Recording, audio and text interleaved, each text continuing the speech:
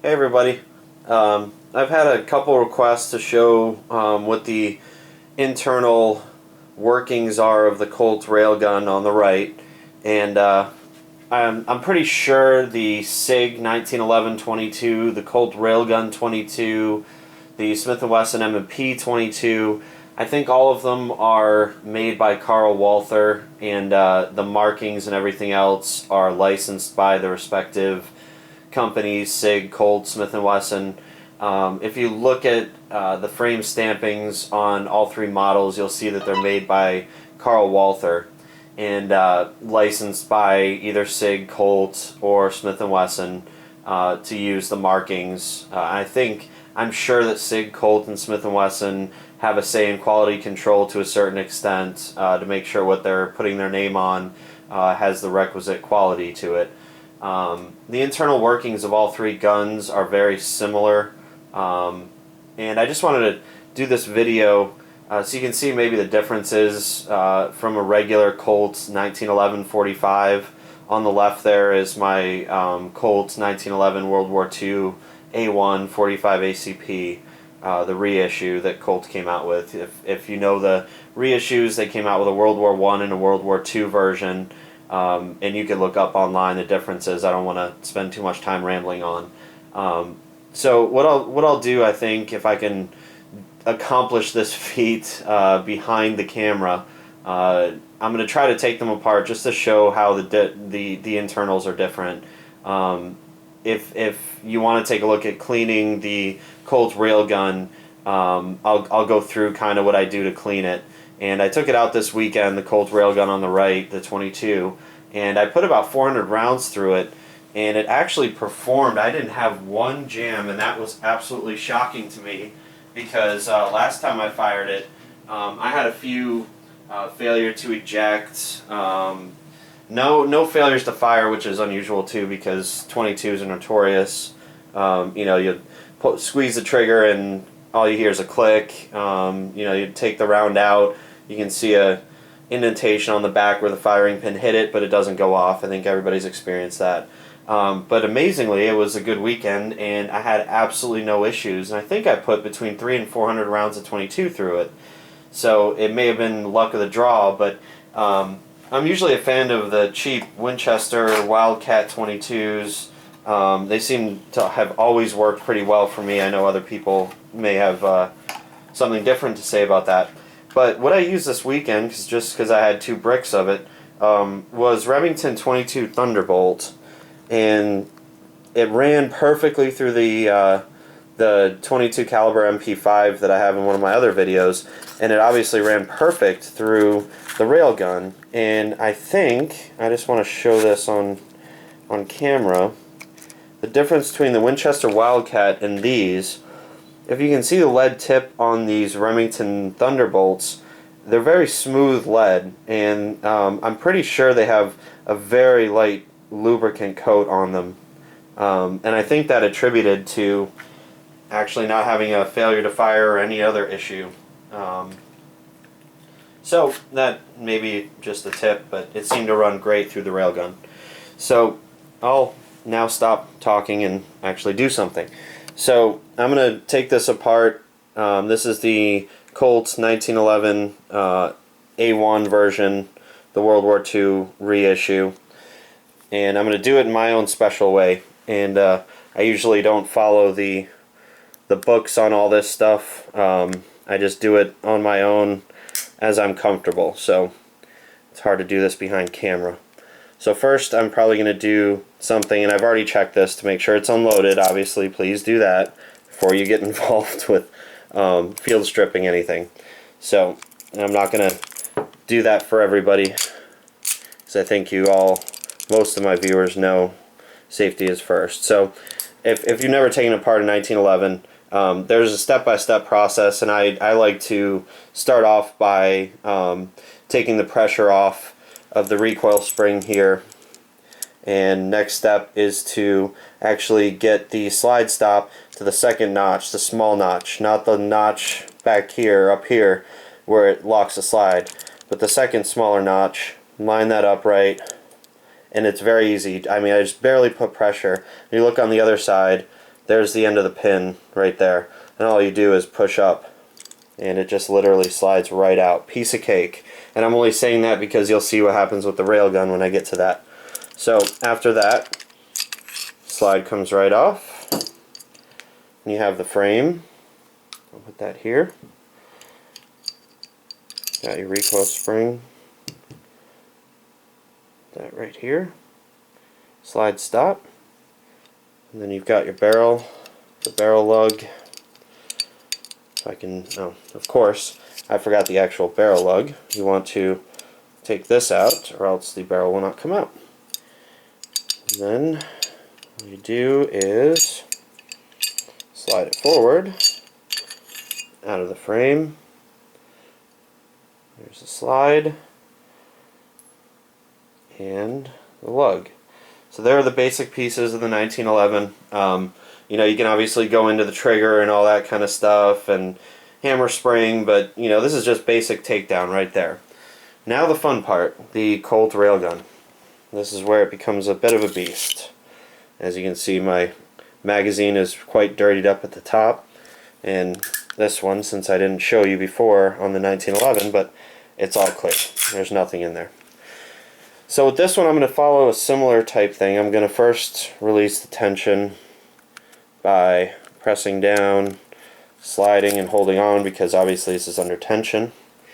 This comes straight off, and then this time I won't forget to take the barrel lug off. Good. Now with this, you're going to go all the way back to where the slide stop is. There isn't a second notch, as you can see here on the rail gun. There's not a second notch here, so you go right to the slide stop area. Now if I press back right where the slide stop pin was on the 1911, I'm pressing as hard as I can right now, and that is just not coming out. It's almost impossible to just pull out.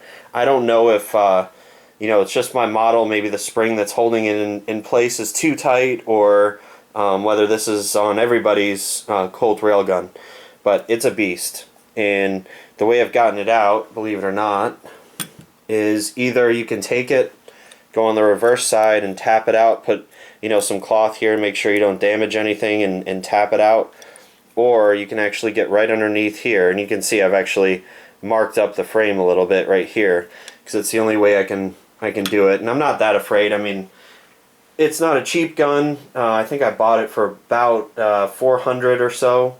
So it's not a cheap gun, but at the same time, it's a 22, it's a plinker, and I'm not as worried, which is shocking because all my other guns I worry about, and I try not to.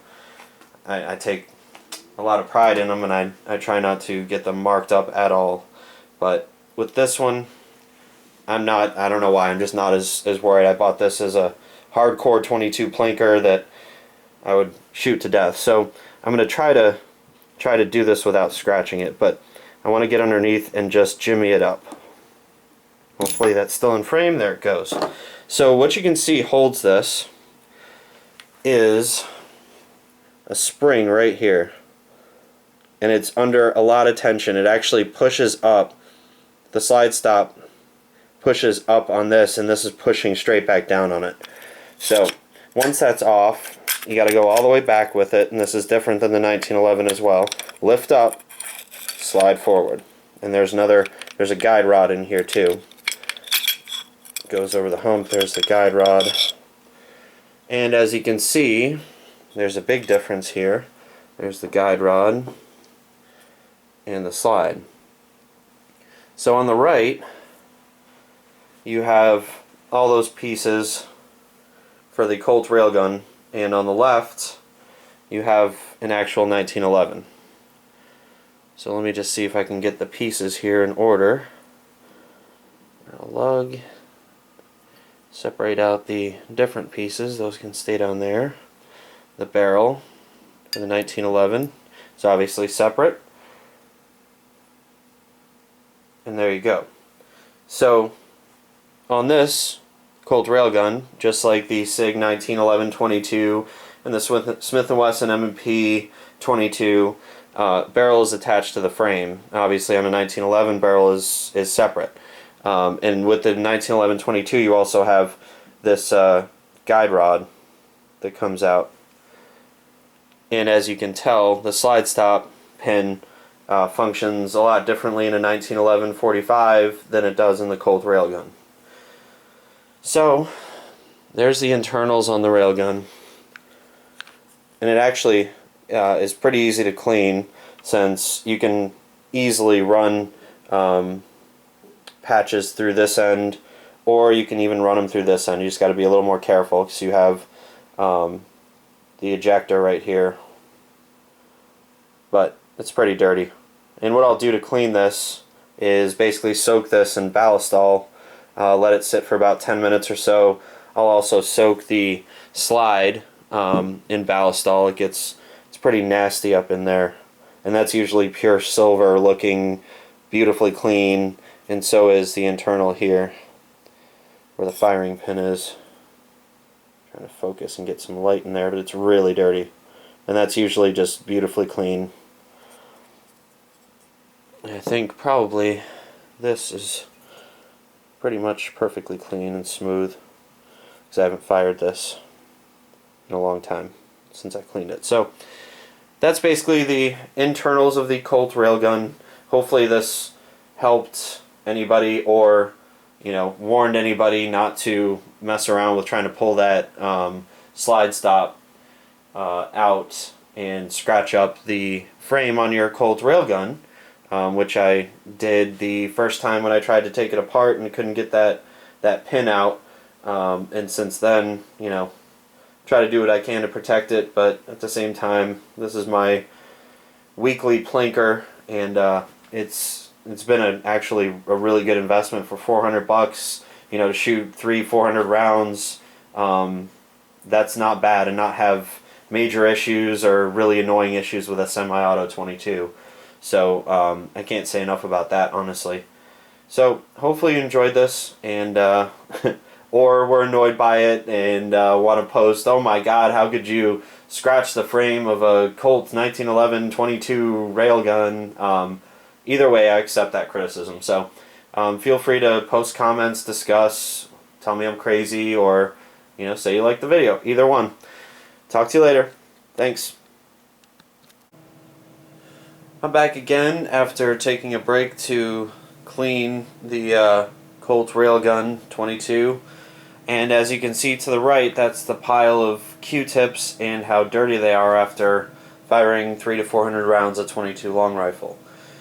So after going crazy cleaning it, I'll just show you kind of what it looks like. You can go to a before and after kind of a view and see what everything looks like in here.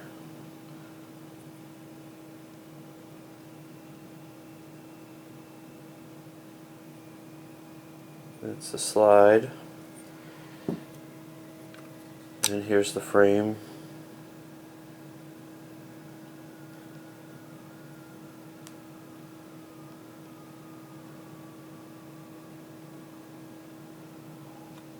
I don't think I'll get enough light to get down the barrel, but maybe you can take a look. And one thing I just want to point out, on the slide stop, if you put too much lubrication on this pin, I've noticed that it will slide out just slightly, and that will cause you not to be able to lock back on the last shot. On the magazine right here, if I can get the light right, there's a little hump, and I'm just touching it with my finger, and it basically rides up into the frame and catches the bottom of this slide stop. So when it locks back, it basically hooks on. Once it comes up, pushes this up and locks the slide. And if this is too lubed up and this gets out of position, slightly out of the frame, maybe even like that, it won't catch this part of the magazine. So just a tip there, something I ran into. So I will spray this down with Ballistol, get in there, get all the nastiness out of this, and there's a lot that actually comes out. And after I'm done, I make sure to wipe this really clean and keep it as dry as possible. So let's see if I can get this reassembled. and on video. So I'm going to start with the guide rod. Slides right there. You can see the fit if I can get it in frame. You can see it right there. Fits right back into the frame. Now what I'm going to do, I'm going to see if I can get around the camera to get this done. I'm going to slide this back on like so and get it down. Now what I'm going to do is put the spring back in, hopefully get it on the guide rod. There we go. I'm actually going to put this on even though I shouldn't probably yet. Yeah, I can't do that yet. So what I'm going to do now, it's very difficult to see. I'm going to slide the slide forward. Make sure that's still on. Now I can add this back. Slide it all the way. Add this. I'm going to see if this is going to work because it all has to be aligned properly. If you see here, right where the pin is supposed to go through, you see how the recoil spring guide rod is now blocking. So I'm going to try this just a little bit, and that probably won't go, probably won't align, so I'm going to have to take this back out, release the tension, and I may actually have to try to get this aligned. There we go. Okay, so if you look here, now if you look through, it's clear through. So what I'm going to do is first try to, and I may not be able to, I may have to add the spring. There we go. Now let's hope, bring the slide forward. Go in, there we go. Let's see if we can get this to work now. And this is obviously different than a regular 1911. It's not this difficult. You have the barrel lug to contend with, but you don't have this weird recoil spring assembly to deal with. Okay. Now let's hope it stays in place. When I push this back, I may have to insert. There we go. Alright, pins back in. The lug is properly centered. So now it works well. Now let's make sure that the pin is as far into the frame as it can be. Empty magazine. Now hopefully, yep, locks straight back. Try it again just to make sure. Good. Good. So it is locking back perfectly. It's working good. It's working good until now. So when I locked it back last time, great. When I release, see that? Just stops. Now it's not locking back. This is the issue I had before. I'm actually glad this is caught on video. Now watch if I'm going to drop it and try to get it to drop all the way. Now if I pull back, it doesn't lock. And that's because this pin has slightly moved back after this action, going back and forth on the slide. This pin has moved slightly. All it needs is just a very little bit away from the frame to get this to happen. So I'm going to drop the magazine. Magazine's good, everything's fine with that. And what I'm going to do is just press in just a little bit. Now, if I put the magazine in and pull it back, it should lock. There it goes. So, and now if I keep doing this a couple times, it may fail again, it may not. It may just have been a little bit too much ballastol left on that piece. So far, it's still locking. Drop the mag. I move the slide a bit, empty mag again. Now it's working. So hopefully, there we go. See, now it's not. So I know now it's a pain in the butt, but I'm going to have to push this pin back out, dry it off, and redo it. And I won't bore everybody to death doing that, but I'm so glad this happened on video. Didn't happen last time because I dried it off really well. So it's clear to me that I didn't dry this one off as well when I put it back in. So there's one issue with the Colt 1911 Railgun 22 that maybe you'll encounter, maybe you won't.